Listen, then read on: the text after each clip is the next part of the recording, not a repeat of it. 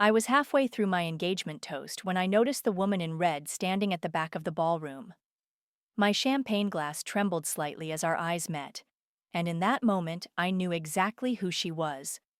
My name is Violet, and this was supposed to be the happiest night of my life.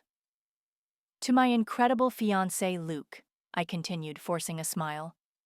Thank you for showing me what real love looks like. The crowd of 200 guests raised their glasses. Luke squeezed my hand, his movie star smile gleaming under the crystal chandeliers. I'd spent weeks perfecting this toast, but now the carefully memorized words felt like ashes in my mouth. Because Tori, Luke's ex-girlfriend, wasn't supposed to be here, and she definitely wasn't supposed to be making her way toward the stage with that knowing smirk on her face. Such beautiful words. Tori's voice cut through the applause. Really touching. But I think the bride-to-be deserves to hear another speech tonight. Luke's hand went rigid in mine. I watched his face drain of color. Security! My sister Ainsley called out, but Tori was already pulling out her phone. Before anyone throws me out, she announced, I think you should all hear this voicemail from last week. She pressed play, and Luke's voice filled the suddenly silent room. Tori, baby, I know you're scared, but we'll figure this out. The baby, our baby, we'll handle it together. Just don't tell Violet, please. The champagne flute slipped from my fingers, shattering on the marble floor. The sound echoed like a gunshot. Luke? My voice came out barely above a whisper. Tell me this isn't real. He opened his mouth, closed it, opened it again. Vi, I can explain. Can you explain why you were at the lake house with her 2 weeks ago? I asked, my voice steadier now. When you said you were at that work retreat? His eyes widened. How did you? Because I saw the messages, Luke, weeks ago. But you swore nothing was going on. You looked me in the eyes and promised.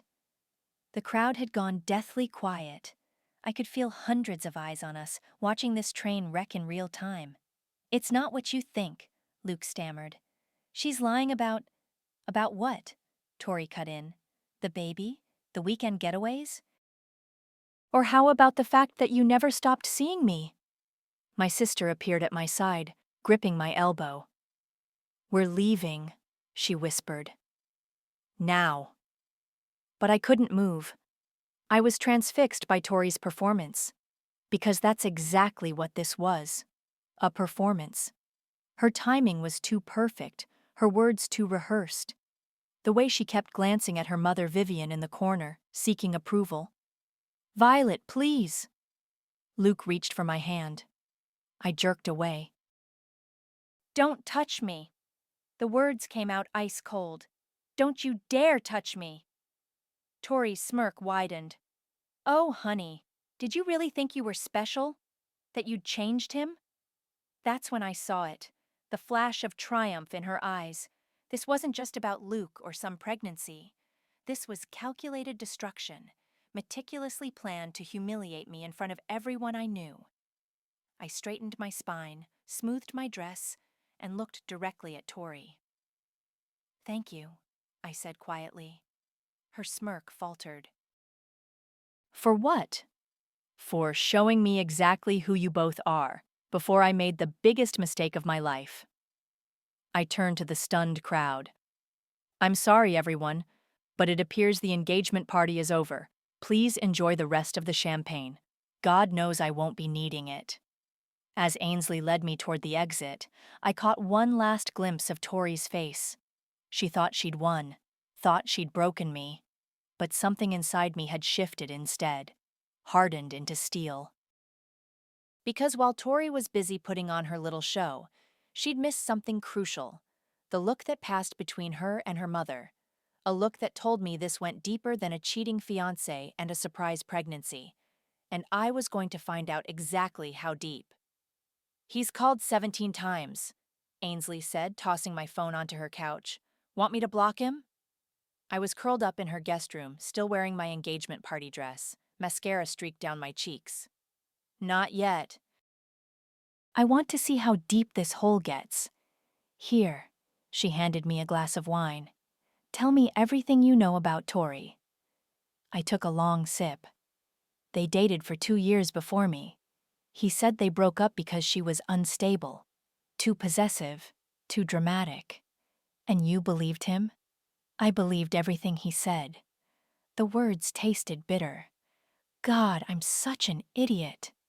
No. Ainsley's voice hardened.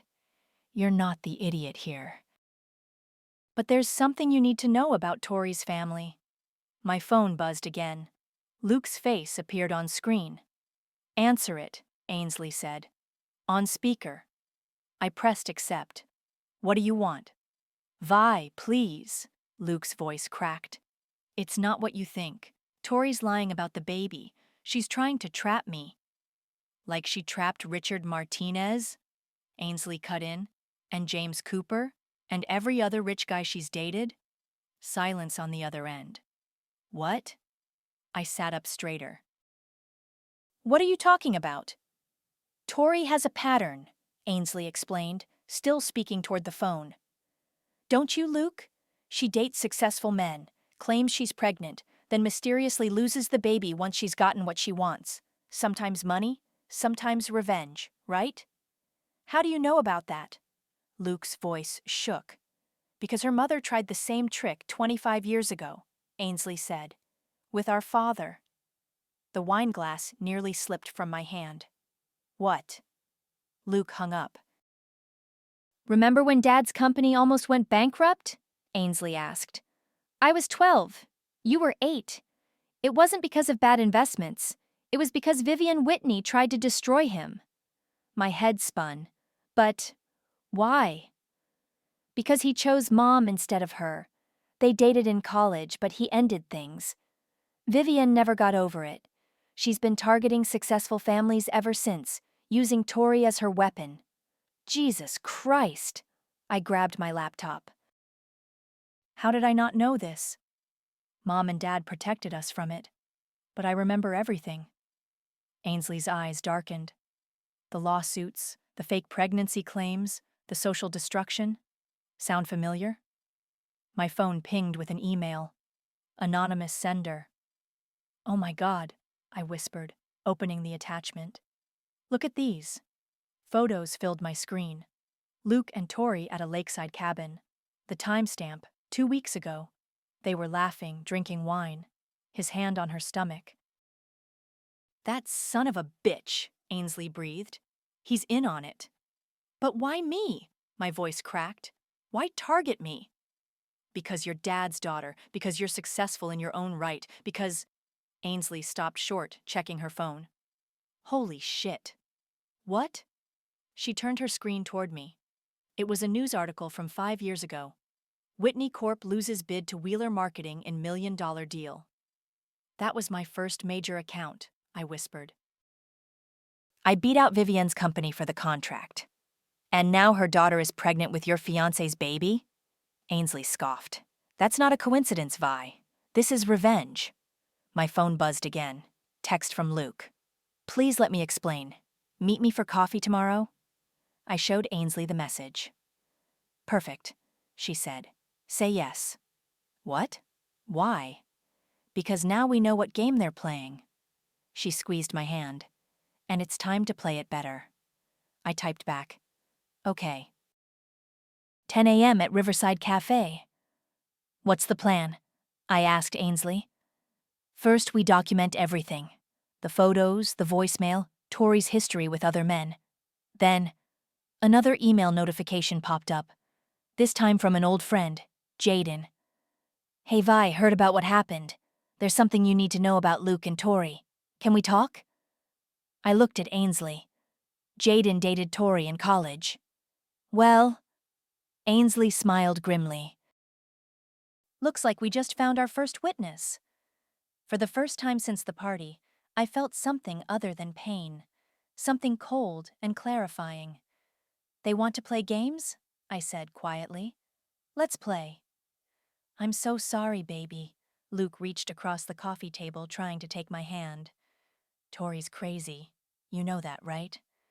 I let him touch me, fighting the urge to recoil. The voicemail seemed pretty real. She edited it, spliced different conversations together. His eyes were pleading. I would never cheat on you. Never. I took a sip of my latte, letting him squirm. What about the cabin photos? His face went pale. What photos? Don't insult me, Luke. I pulled out my phone, showed him the evidence. 2 weeks ago. Remember now? That's not what it looks like. Really? Because it looks like you're touching her stomach. Looks pretty intimate. He ran his hands through his hair. She was blackmailing me, said she'd ruin everything if I didn't meet her. And the wine? The laughter? Was that blackmail too? Before he could answer, my phone buzzed. Text from Iris. Found something in his financials. Check your email now. Excuse me, I smiled sweetly at Luke. Bathroom break. In the restroom, I opened Iris's email. She'd traced regular payments from Luke's private account to Westbrook Medical Center, $2,000 every month for the past 3 months. My hands shook as I texted her back. Prenatal care? Bingo, she replied. And guess who else makes regular payments there? Vivian Whitney.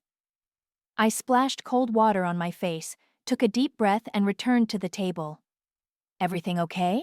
Luke asked. Perfect. I sat down. So, tell me about Westbrook Medical Center. The color drained from his face again. How did you... $6,000, Luke. That's a lot of money for blackmail payments. I can explain. Save it. I stood up. I have another meeting anyway. With who? Jaden. Luke's eyes widened. Your ex? Why? He has an interesting story about Tori. Something about a fake pregnancy claim from 3 years ago? Violet, wait! But I was already walking away, my heels clicking against the hardwood floor. Outside, Jaden was waiting in his car. You okay? He asked, as I slid into the passenger seat. Just tell me what you know. He pulled out a manila folder. I kept everything. The fake pregnancy test, the threatening texts, the police report I tried to file. Tried to? It disappeared. He handed me the documents. Along with the detective who was handling the case, suddenly got transferred to another state. I flipped through the papers. Let me guess, Vivian's legal team got involved? Bingo. He started the car. But that's not even the craziest part. Remember Blake? Luke's best friend? He was there too, the whole time, helping Tori set up guys, documenting everything. My stomach churned. Why are you telling me this now? Because I saw what they did to you at that party. He glanced at me. And because I found something in Luke's storage unit that you need to see. 20 minutes later, we were standing in front of Unit 217. Jaden had a key. How did you get this? Blake's growing a conscience. Gave it to me yesterday. Inside, stacked against the wall, were boxes labeled projects. I opened the first one. Oh my God. Prenatal vitamins, ultrasound photos, a positive pregnancy test dated 3 months ago. She was actually pregnant, I whispered. Was, Jaden emphasized. Past tense. Under the medical documents was a photo album, recent pictures of Luke and Tori together, spanning months, and at the back, a handwritten note. Plan A. Baby trap the Wheeler girl. Plan B. Public humiliation. Either way, her family pays. My phone buzzed. Text from an unknown number. Figured it out yet, sweetheart? Your perfect fiancé was never yours to begin with. But don't worry, the best part of the show is still coming. T. I looked at Jaden. I need your help. With what? Destroying them all. I tucked the evidence into my bag. Every last one. He smiled grimly. I thought you'd never ask. Tell me exactly what happened with Tori, I said to Jaden as we sat in his living room, surrounded by evidence from the storage unit. We dated for 6 months. Everything seemed normal until she announced her pregnancy at my company's gala. He pulled out an old newspaper clipping. Made a big scene, just like she did at your party. And then came the threats, the demands for money. When I refused to pay, she threatened to tell everyone I forced her to get rid of the baby. His hands clenched. There was never a baby. But you filed a police report? Fat lot of good that did. He opened his laptop. Watch this. Security footage played on screen. A younger Tori entering a clinic, Vivian beside her. Then Blake, slipping in through a back door. The clinic's records showed no pregnancy, Jaden explained. But suddenly those records vanished. Along with my police report. A memory hit me. Wait, 3 months ago, at that charity dinner. What? Luke introduced me to Vivian, said it was a coincidence she was there. I grabbed my phone, scrolled through old photos. Here, look at how they're talking. Jaden leaned in. That's not a first meeting. Their body language is too familiar. They planned everything, I whispered, from the very beginning. My phone buzzed. Text from Blake. Need to talk. It's about Luke. And the baby. I showed Jaden the message. Think it's a trap? He asked. Only one way to find out. 30 minutes later, we met Blake at a quiet bar. His hands shook as he ordered a whiskey. I can't do this anymore, he said. It's gone too far. What has? The whole thing. The plan. He downed his drink. Luke and Tori, they never broke up. Not really. They've been playing this game for years. My stomach lurched. What game? They target successful women. Tori gets pregnant. Really pregnant. Then they stage a big breakup. Luke moves in on the target and he couldn't meet my eyes. And what, Blake? And once Luke secured the target's trust, usually through marriage, they destroy them. Financially, socially, completely. He pulled out his phone. But this time was different. This time it was personal. He showed us a video. Luke and Tori in bed together, laughing. When was this taken? My voice was ice. Last week. But that's not the important part. Listen. Your dad's company will be mine soon, Luke was saying. Once we're married, I'll have controlling interest. Then we can finish what your mother started 25 years ago. The bar seemed to spin around me. He was after my father's company? Vivian's been planning this for decades, Blake said. Using her daughter, grooming Luke, all of it. But I never thought... He trailed off. Never thought what? The baby was real this time. 3 months along. But Vivian... She made Tori get rid of it. Said it would interfere with the timeline. Jaden's hand found mine under the table. Jesus Christ. Why are you telling us this? I asked Blake. Because Tori's spiraling. The loss of the baby, the pressure from her mother. She's not stable. And Luke... He shuddered. Luke's enjoying it too much. The pain he's causing. He's becoming something else.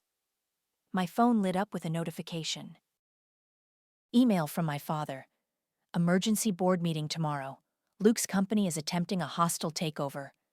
They're moving faster than we thought, Jaden muttered. I stood up. Blake, I need access to everything. Emails, messages, recordings, all of it. They'll know it was me. They're going to know anyway. I leaned across the table. The question is, do you want to go down with them? He pulled out a USB drive. Everything's here, but be careful. Vivian has people everywhere. As if on cue, my phone buzzed again. Text from Tori. Enjoying your chat with Blake? Don't worry, I've got someone enjoying coffee with your father right now. Tick-tock. I looked at Jaden. We need to move, now. What's the play? I grabbed my coat, already dialing my father's number. They want to play chess? Fine, but they forgot something important. What's that? The queen is the most powerful piece on the board. I headed for the door. And I'm done being a pawn. I've been thinking about baby names, I said sweetly, watching Luke's face across the dinner table. What do you think about Victoria for a girl? He choked on his wine. What? Well, since you and Tori are having a baby. I twirled pasta around my fork. I thought I should be supportive. That's what you wanted, right? Violet, I told you, she's lying about… About what? I pulled out my phone. The prenatal vitamins in your storage unit? The ultrasound dated 3 months ago? Or maybe the video of you two discussing how to steal my father's company? The color drained from his face. How did you… Doesn't matter how. I stood up. What matters is what happens next. My phone buzzed. Right on schedule. Oh look, I showed him the screen. Breaking news. Prominent businesswoman Vivian Whitney under investigation for medical fraud. What did you do? His voice shook. Me? Nothing. But someone anonymous tipped off reporters about fake medical records and mysterious clinic payments. I smiled. Karma's funny that way. The restaurant door burst open. Tori stormed in. Mascara streaked down her face. What did you do to my mother? She screamed. Heads turned. Phones came out. Perfect. Inside voice, Tori, I said calmly. People are trying to eat. They're freezing her accounts. The police are at our house. Sounds serious. I took a sip of wine. Almost as serious as faking pregnancies to destroy people's lives. Luke stood up. We need to talk about this privately. Why? I gestured to the growing crowd of onlookers. Isn't this what you wanted? An audience? My phone buzzed again. Text from Iris. News story goes live in 3, 2, 1. Right on cue, Tori's phone chimed. Then Luke's. Then every phone in the restaurant. Local entrepreneur Luke caught in paternity scandal. Multiple sources confirm long-term fraud scheme. You bitch!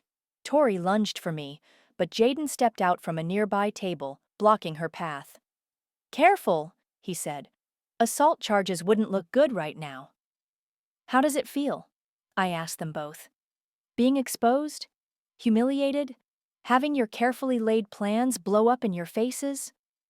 You don't understand what you've done, Luke growled. Actually, I do. I pulled out one final piece of paper. See this paternity test you've been waving around, Tori? The one proving Luke's the father? She froze.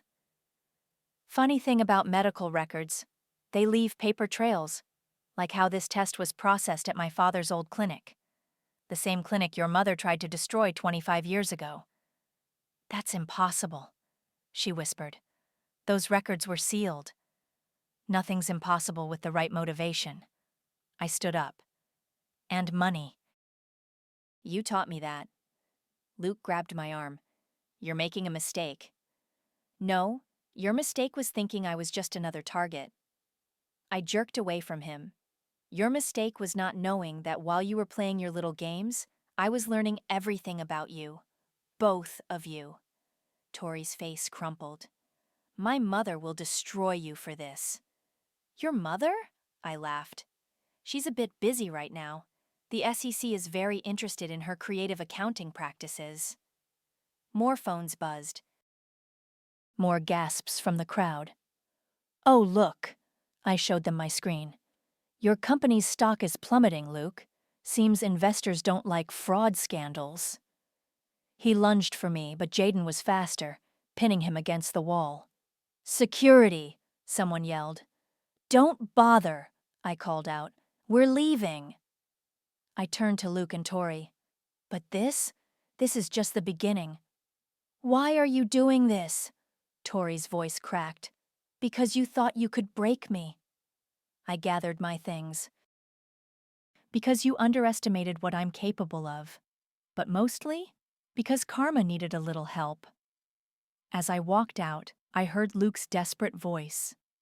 Violet, please. I turned back one last time. Oh, and Luke, the baby names thing? I lied. We all know there is no baby anymore. Right, Tori? Her sob echoed through the silent restaurant as I walked into the night, head held high, leaving chaos in my wake. You need to see this, Blake said, sliding his laptop across my kitchen table. I found it in Luke's cloud storage last night. The video started playing. Luke and Tori in his office, laughing. She actually thinks I love her, Luke was saying. I bet she'd still marry me even if she knew about us. How much? Tori giggled. 20 grand says she says, I do, even after we tell her everything. My hands clenched into fists. When was this recorded? 2 days before your engagement party. Blake wouldn't meet my eyes. There's more. The next video showed Luke in Vivian's study. Once I marry her, I'll have access to all the voting shares. We can force a merger, then strip the company bare. And my daughter? Vivian asked off camera. Tori gets what she wants, revenge on the family that humiliated you, and enough money to disappear somewhere nice. I closed the laptop. Send these to everyone. Their families, their business partners, everyone. Already done. Blake checked his phone. It's spreading like wildfire. My phone rang. Iris. Turn on the news, she said without greeting. Now. I flipped on the TV. There it was. Breaking, Whitney Corp CEO under investigation for corporate espionage. They're raiding her offices, Iris continued. Those anonymous tips about fraudulent medical records led them straight to evidence of bigger crimes. How's Tori handling it? See for yourself. She sent me a link to an Instagram live video. Tori was having a meltdown in public, screaming at Luke outside their favorite restaurant. You promised we wouldn't get caught. You promised I'd get everything back. It gets better, Iris said. Someone leaked their private messages to Luke's entire client list. He's losing accounts by the minute. My doorbell rang. Through the security camera, I saw Vivian standing there, looking decidedly less polished than usual. I have to go, I told Iris. The devil just arrived. I opened the door. Bit far from your usual neighborhood, aren't you? We need to talk. Vivian pushed past me into the house. This has gone far enough. Has it? Because I think we're just getting started. You're destroying years of work. Your work? I cut in. You mean your decades-long vendetta against my family? Using your own daughter as a pawn? You don't understand. I understand perfectly. I pulled out my phone, played one of Blake's recordings. You forced Tori to terminate her pregnancy to stick to your revenge timeline, your own grandchild. She flinched. That's not true? Here's her medical records. Here's the payment from your private account. Here's the text where you told her to take care of it or else. Want me to keep going? What do you want? She whispered. Want? I want you to feel what my family felt 25 years ago. What Tori felt when you forced her to choose between her baby and your approval. What every person you've destroyed felt. My phone buzzed. Text from Jaden. It's done. Check your email. I smiled at Vivian. Perfect timing. You should be getting a call right about. Her phone rang. That'll be your board of directors. Seems they just received proof that you've been embezzling company funds for personal vendettas. Not great for shareholder confidence. She answered the call, face growing paler by the second. No, I can explain, she started, but they'd already hung up. Funny thing about karma, I said. Sometimes it needs a little push. You've ruined everything, she spat. No, you did that yourself. I just exposed it.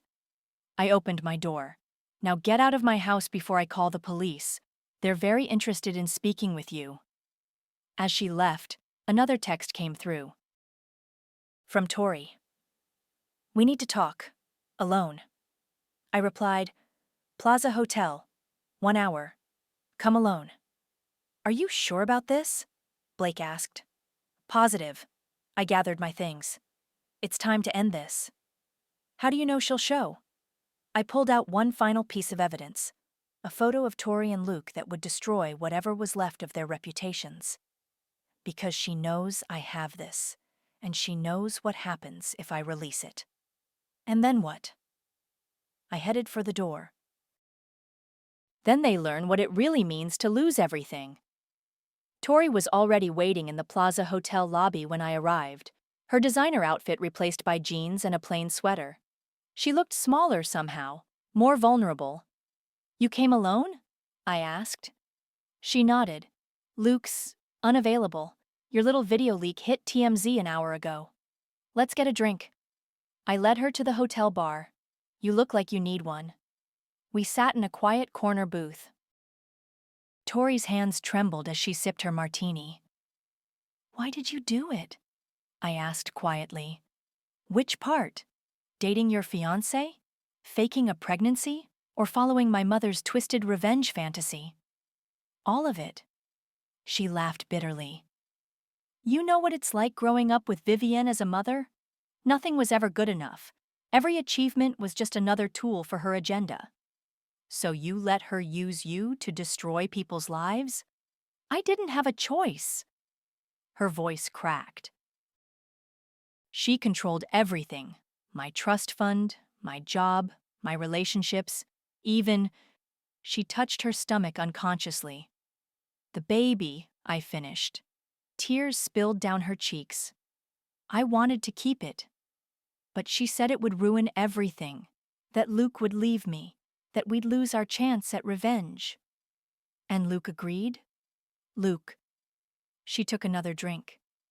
Luke never cared about the baby, or me, or you. He only cared about the money. My phone buzzed. Text from Jaden. "Police just arrested Vivienne. Corporate fraud, evidence tampering, conspiracy, it's all over the news." I showed Tori the message. "Good," she whispered, surprising me. "She deserves it." "What about Luke?" "Last I heard, he's trying to flee the country. But his accounts are frozen, his passport's flagged." She smiled grimly. "You really did think of everything." "Not everything." I pulled out an envelope. "These are yours." She opened it. Inside were her original medical records, proof of her pregnancy, and evidence of her mother's coercion. "Why are you giving me these?" "Because you're not just a villain in this story, Tori. You're also a victim." Her hands shook as she read the documents. "It doesn't change what I did." "No, it doesn't." "But it might help you start over." The TV above the bar switched to breaking news. Tech CEO Luke arrested at airport, multiple fraud charges filed. We both watched in silence as they showed him being led away in handcuffs, his perfect image finally shattered. "He told me he loved me," Tori said quietly. "Every time I questioned the plan, he'd promise we'd be together after it was all over." "But he was playing me too, wasn't he? He played all of us." She pulled out her phone, showed me a text thread. "He's been seeing someone else, Blake's girlfriend." I couldn't help but laugh. "Of course he has." "I'm pregnant again," she blurted out. I froze. "What?" "It's Blake's. Found out last week." She touched her stomach. "I haven't told anyone else." Before I could respond, commotion erupted in the lobby. Reporters had found us. "Ms. Wheeler!" "Can you comment on Luke's arrest?" "Tori! Is it true about your mother's fraud charges?" I grabbed Tori's arm. "Back exit, now." We slipped through the kitchen and out into the alley where Jaden was waiting in his car. "Both of you, get in," he called. As we sped away, Tori turned to me. "Why are you helping me? After everything I did?" "Because revenge isn't just about destruction," I said. "Sometimes it's about breaking cycles." My phone lit up with another news alert. "Whitney Corp files for bankruptcy. CEO's daughter to testify." "They'll want a statement from you," I told Tori. She squared her shoulders. "Good. I have a lot to say. Starting with the truth. All of it." She touched her stomach again.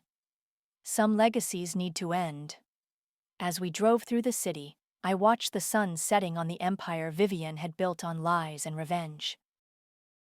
Tomorrow, the real work would begin, healing, rebuilding, moving forward.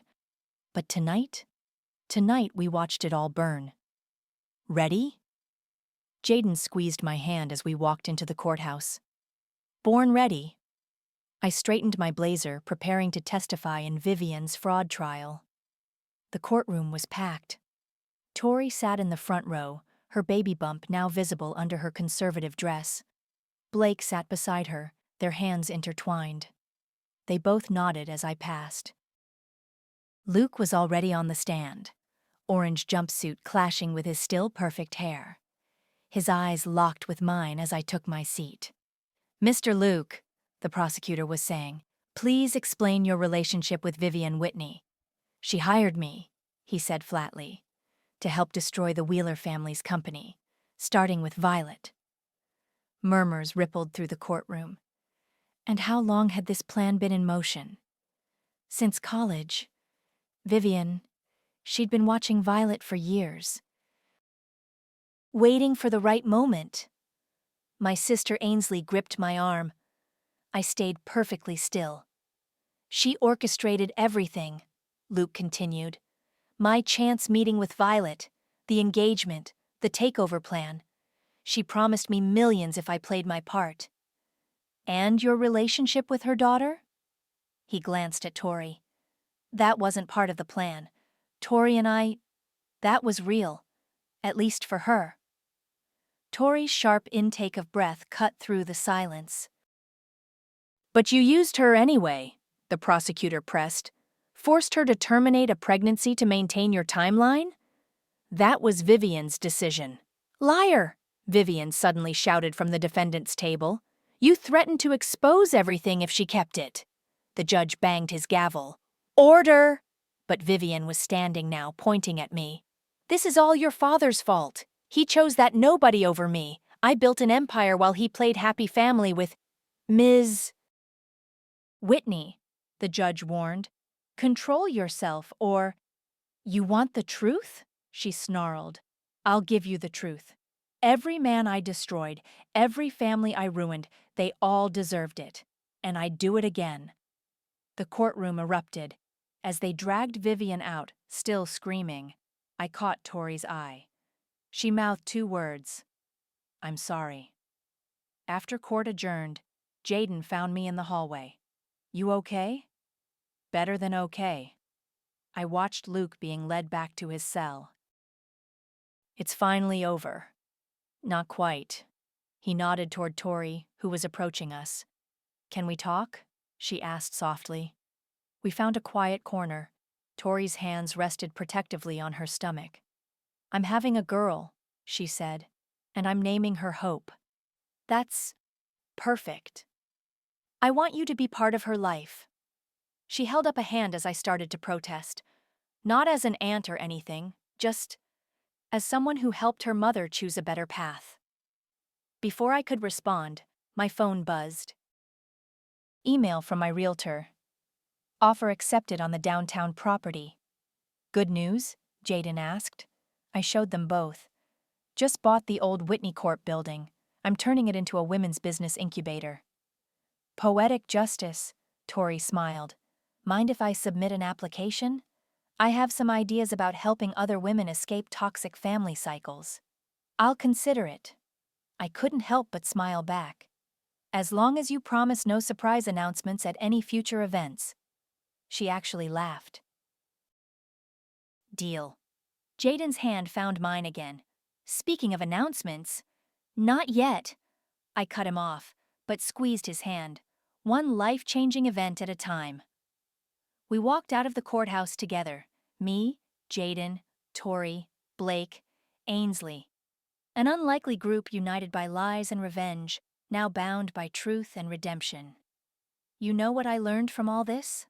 I said as we stepped into the sunlight. "What's that?" Ainsley asked. "That sometimes the best revenge isn't about destroying your enemies. It's about building something better from the ashes they left behind." Tori touched her stomach again. "To new beginnings?" "To new beginnings," we echoed. My phone buzzed one final time. Text from Luke. I never deserved you. I deleted it without responding. He was right. He never did. Because there are parts of you that you only discover when someone tries to break you. Parts that make you stronger, wiser, more compassionate. And sometimes, those parts help you write a better ending than revenge ever could. I looked at Jaden, at our joined hands, at the future stretching out before us. This was my ending. And it was perfect.